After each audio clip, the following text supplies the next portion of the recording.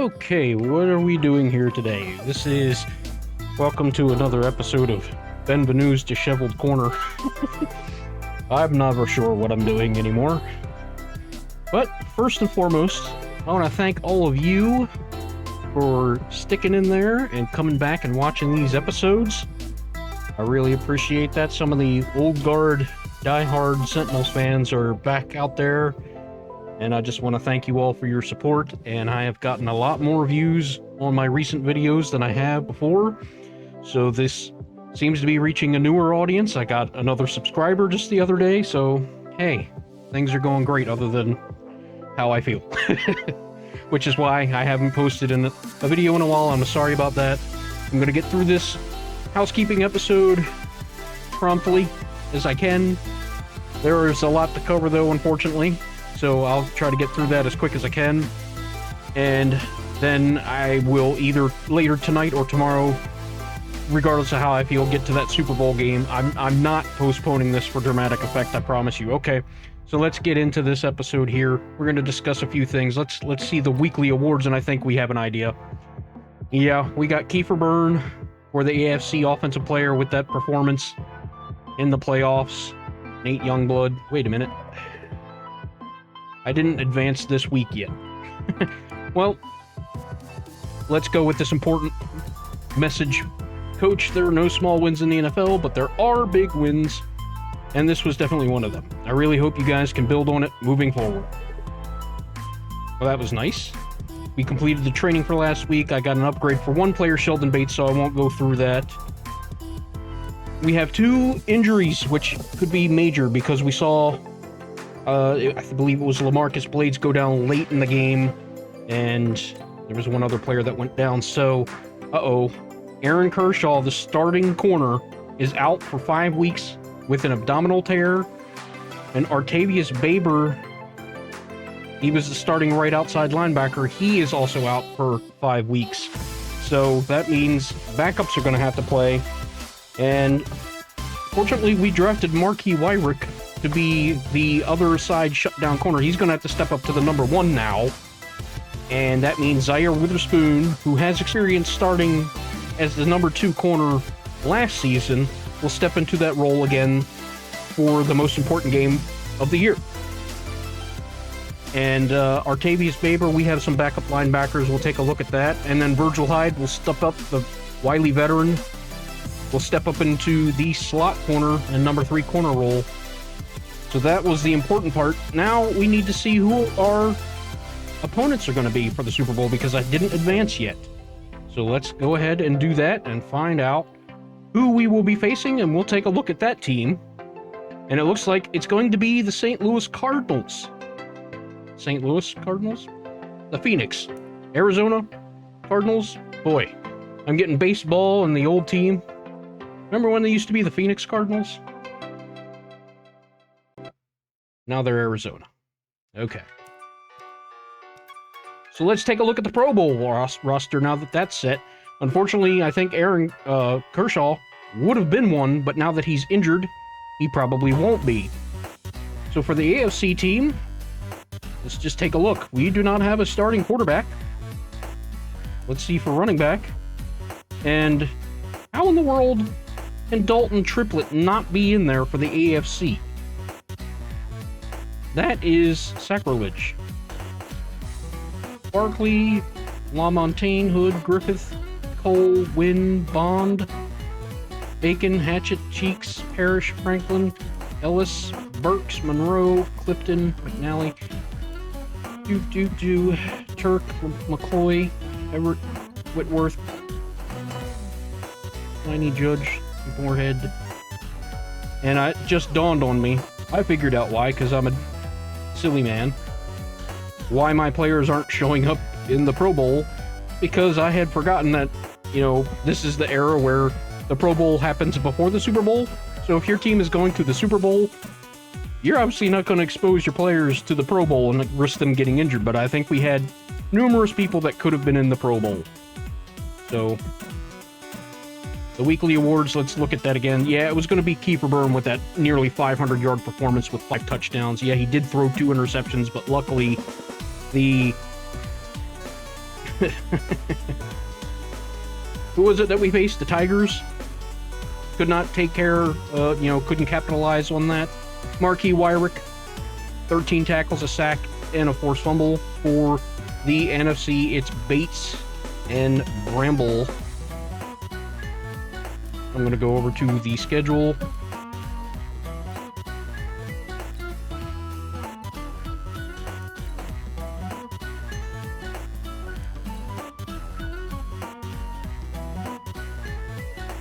Come on now.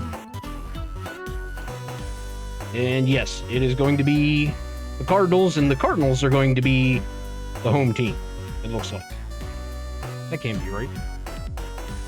We'll try that one more time.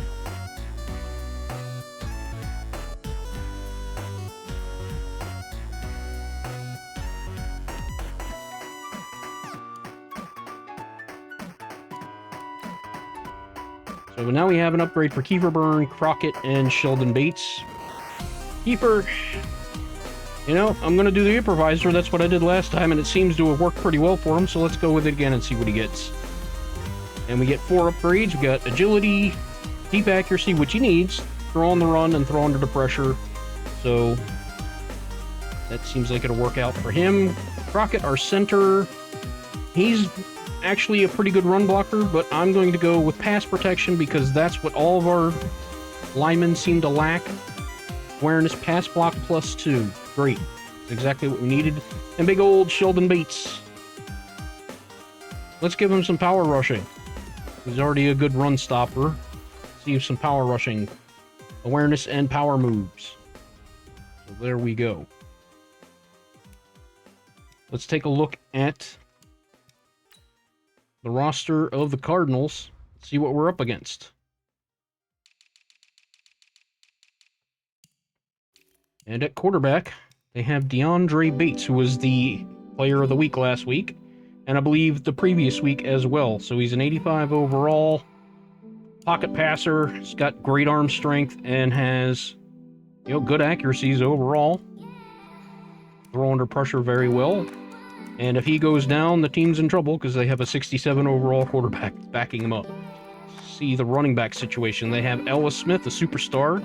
He's got good speed, agility, and acceleration ratings, good awareness and carrying, a ball carrier vision, can break tackles. And he's more of an elusive type. So we'll have to see how that run defense of the Sentinels can corral Ellis Smith. They got Antoine Warford. Dion Little is talented backups. They have some speed. And then Calvin Binns as the 4th man on the depth chart. He looks more, not quite typical power back mold, but a little bit more than the others. Fullback, Sammy Whittington. He's a fast fullback. 80 speed, 81 acceleration, 74 overall. And he's not great at run blocking, but he's not terrible. Let's see the wide receiving core. 6'1".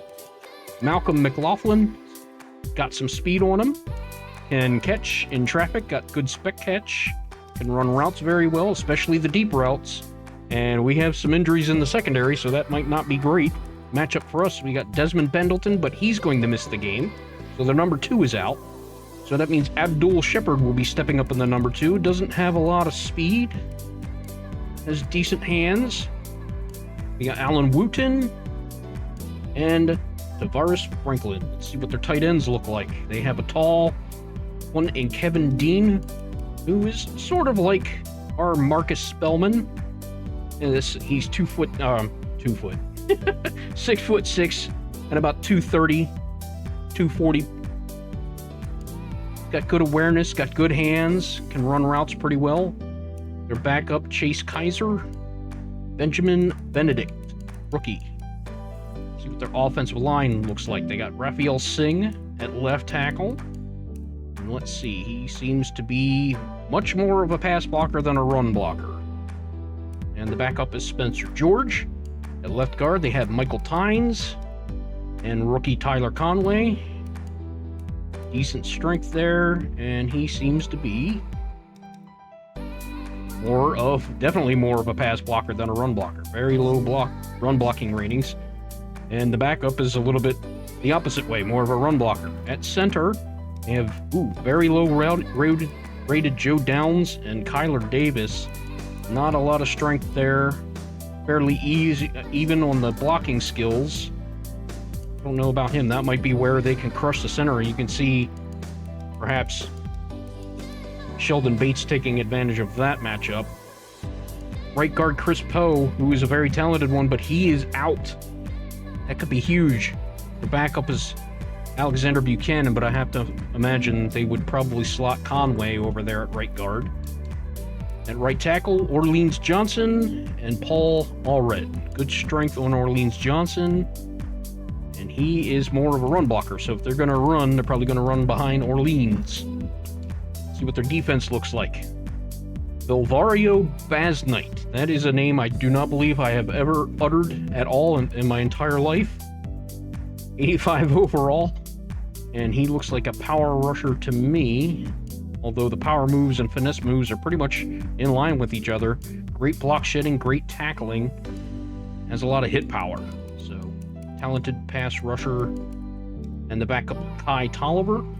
At right end, they have Amir Blake, Kevin Carey, and Lee Springs. And Blake is definitely a power rusher. Defensive tackle, they have Solomon Branch, Josh Medlock, and Cedric Carr.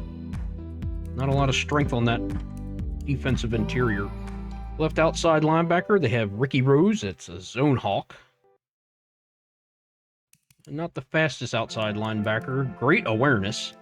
And it looks like, is he a coverage guy? He is. 75 zone coverage, which is good for a linebacker. For backups Isaac Leach and Philip Singh. At middle linebacker, they have the captain Tom Lilly. 79 overall. Not very fast or agile. Good tackling. They have Terrell Church and Wayne Hillhouse. At right outside linebacker, Jerron Stark, a superstar, 77 overall. They have Ashley Steele backing him up with the same overall. And then Casey York, rookie linebacker, third stringer. The special teams ace. Not a lot of speed in that linebacking core. Maybe that's something Sentinels can take advantage of. Let's see what their secondary looks like. Kenyon Long, not great speed or agility ratings for a corner. Great in man coverage, good press coverage as well. Darius Stokes, again, not the fastest of corners. He has very good man cover ratings. Taj Witherspoon, he's got good man coverage, and again, not a lot of speed. He's 6'2". So the corners are so far 6 foot until we get to Kirkland Gerard. Got a bit more speed, but it's more straight line speed. Have to think maybe a move to safety might be in his future if he could tackle a little better. And we have Jaleel Jarrett. At free safety, they have Cam Staley, who is out. So their backup is Dion Steele. So they've got a lot of players that are going to miss this game with injury. We have Richard Mitchell, speedy, strong safety. And the backup is Courtney Marion. At kicker, Trevor Herbert. Not a lot of leg strength. The accuracy is not great either. And at punter, Garrett Bacon. 92 kick power, 81 kick accuracy. So that is their roster. So both teams are going to have some injuries coming into the game, and it's going to remain to be seen how they cope with them. Luckily, we only have 2, and I'll adjust that lineup offline. One other thing to address is the future of this channel and of the Sentinels. Now, if the Sentinels win the Super Bowl, that was the goal of this franchise run. So I think the story ends pretty much there, I would venture to say. I'm not sure how audience feels about that, but I think goals completed. Now, when I set out on this, I didn't expect it to turn around this quickly. I honestly didn't think they were going to be this good last year. But for some reason, they caught fire. Things seemed to click. This year's going even better. So, if they win the Super Bowl, the question becomes, what could I do after that? If they don't win a Super Bowl, a third season seems pretty much in line, I would say. They came this close. It would be silly to stop it there. I'm at the mercy of the EA servers, however. I cannot predict what they're going to do. The only reason why this game is back up and this franchise is continuing is because they brought Madden 20 back on EA Play. And since I bought the game outright, years ago, I got the full version. I'm logging in now, and it's allowing me to load up and boot the game, enter it, and play it, obviously, without being an EA Play member. I'm not sure how long that's going to continue. How long are they going to keep it on EA Play? Do they know that the people that bought it before can play it offline, apparently, for free? And if they figure that out, will they shut that down? The issue before was when they took it off the servers, the game could not handshake. The PC version could not handshake with the server, so it wouldn't even boot up at all. I literally couldn't open the game. But now it will, obviously. So that was some of the things I was doing when they shut this thing down before. I was mulling around in my head, what kind of content could I do? I had all kinds of ideas. You guys seem to like football, so I'm like, what could I do football related? Well, I'm not buying another Madden again. I'm just thoroughly disappointed with EA, how they handled this situation with Madden 20, how they've handled the PC versions of the game, where I think the 2023 didn't even come out on PC at all. It was one of those, 2023 or 2024, can't remember which one. The game doesn't seem to have progressed at all. I mean, to where I can say, oh, 2025 is so much better than 2020. There's a few bells and whistles, they don't work right. Obviously, there's the new rule changes, whoop-de-doo-dah, roster upgrades. I don't care. I don't care about the NFL players anymore, I'm sorry. I'm not a huge NFL fan as I once was. So I was thinking, okay, what other games could I play? NFL head coach. Should I go back to PS2 era Madden? Could I do an old school Madden 25 from the PS3 and an NCAA 14 crossover thing where I play college for a few years until I get the college up to a point where they can actually get pro players drafted and then pick that up and carry that over into the pro league where whatever team I'm controlling there maybe drafts a player from the college team that I was controlling. Maybe some of the college coaches come into the NFL and become NFL coaches. I wasn't sure. Doing something completely different, well, you guys like football. If I did, let's say, a wrestling game or a baseball game, something along those lines, would that go over? I really don't know. So that's the dilemma I face. Maybe some people can give me some suggestions in the comment sections. So I think that's going to do it here. I've had my piece, said my piece, whatever. And that's about it. The future's really in the hands of the Madden gods here and whether we win a Super Bowl or not. Maybe if they do win a Super Bowl, I could start my all-60s challenge team. That's something that I do where I take a team full, any team, doesn't matter who, just delete the roster. I don't trade the players away for draft picks and just sign people that are under a 70 overall to start the first season. See what they do. I can only build through the draft. I can only sign players that are under 70 overall. I can retain my own players. Any player that I sign from the first season, if I want to keep them, I can. Any rookies that I draft, obviously I can keep them no matter what their overalls become because I'm trying to develop the team. So that's an idea I had. Some changes in the presentation so that I'm not doing these hour-long episodes, which some people like long plays, some people like the shorter version.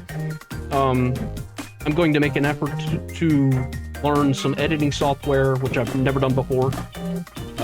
Never used editing software. Again, this wasn't supposed to be an edited series. That's why everything's coming out rough, because the idea behind this was to be a real-time play-by-play announcer, and that coincided with another thing called the UFL and the SFL, where I have announced a few games for those entities.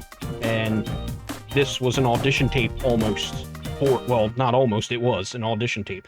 They said, do you have any experience calling games? I'm like, here's my channel. And they're like, yeah, we want that. So, yeah.